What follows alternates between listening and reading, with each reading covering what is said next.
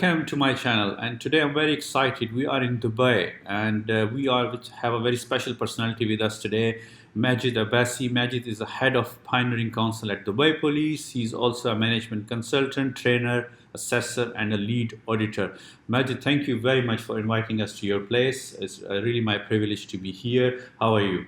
All is good. Thank you very much for coming, and it's always an honor having you. Thank you. Majd, tell my audience about yourself. I started as an electrical engineer, graduated from the US, and my first job was with a British company who worked in highway safety products, and I was a product manager for smart solutions and radars and stoplight signals and stuff like that. Then I decided that I need to work with people and organizations more than products. So I shifted to engineering management, and I started my career from there. Okay, great. Majd, I was looking at your profile and it's just amazing. You have done your engineering degree from US and Jordan. You have studied in UK as well. And then you had your consultant, your own company at the age of 26, Yes. right? So that's amazing. So how that journey, there's different journeys in your life, in your career, right? So moving from there to consultant and then from there to now the Dubai Police. So what was the experience during this way? As I said, I started as a product manager. Then I did my higher degrees in engineering management, and I saw an opportunity where we can adopt many of the theories that we studied in engineering management to make organizations better in the Arab world. And I saw that there is a lack of references when it comes to management and books related to management. So I decided to write my own book in 1990, I think, and it was about quality assurance and how you can improve the quality of your organization and your company. So that was the start. People started to know me. People started to consider me as a reference when it comes to quality assurance. And then the trip or the journey went smoothly after that. Because like I said before, it's not just the one book. Just for the audience, that Majd has various books published, and then one is about quality assurance, and also pocket guide of management tools. So, what inspires you to write those books? What was the aim behind that? Actually, I saw that there is a trend, and there is a trigger, and there is always a new subject that people are eager to know more about. So recently I did a book about future foresight because I saw there was no reference to the Arab world or to the Arab reader about future foresight.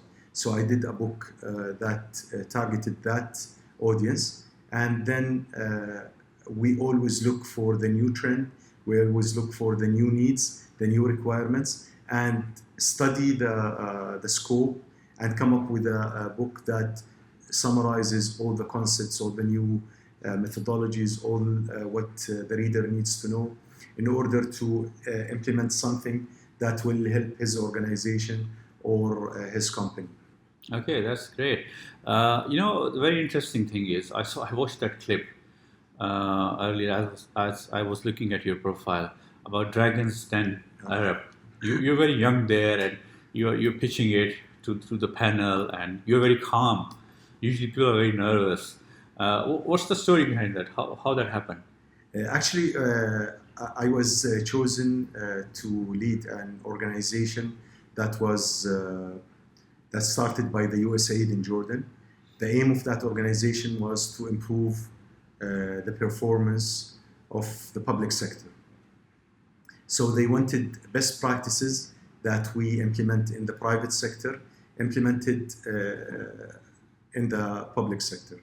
And they chose me as the CEO of that organization. And I worked for at least 7 years. Then I saw that I need to do something where I can have my own company, and at the same time benefit the non-for-profit organization that was started by the USA. And that was when I decided to go and meet with Dragon Den and get the funding that I needed. And you got the funding, right? Well, I succeeded in the Yeah. funding, and we started a very good relationship with the partner. But then we decided that we do not need actually the funding. So we started the company on our own. Okay, great. That's a good story. Yeah. When would you say you have taken a step in your life that changed your whole life, and you're glad that you did that? You know, when I look at the new generation, I see that they are not like our generation. When we graduated, the only thing we or our generation thought about is finding a job, trying to get an interview and find a job that is stable for your lifelong journey. But I saw that this generation is looking for something more ambitious, something that can succeed in a different way. And I think I did that 25 years ago. I never looked for a job. When I was 26 years old, I started my own company. It was called JIT. It's an abbreviation for just in time, and at the same time it was an abbreviation for Jordan International Team. And we became one of the biggest companies in Jordan, and we serviced Saudi Arabia, UAE, and other countries. And I look at the new generation and I see that this is what they are doing. Everybody is starting his own venture. Everybody is looking for a new idea to make it succeed and happen. And they are not content with a job offer or a high salary or something that will just give them stability. And I really admire that. Yes, it's a good. I was reading actually recently. Someone said like, don't choose a job in your 20s for a 20% higher salary. Do this instead. Figure out what you need to learn in your 20s to be great in your 30s and legend in your 40s. I agree with that. Yeah, probably very you much. chose that path. I never Yeah. saw myself as an employee. Yeah. Although when I became, this is what I was talking with you about. When I became older, you become more risk avert. So I started looking for stability. I started looking for a good job. So this is why I transferred from having just a company that I own and I manage, which used to have almost at one time almost 50 or 60 employees and maybe 20 projects worldwide. But now, with the age, sometimes you look for stability and you're a little bit more risk avert than ever before. Yeah, great. What would you say to any young person or anyone, not just young, even in 40, 50s, 60s, okay? Age is just a number, like we say.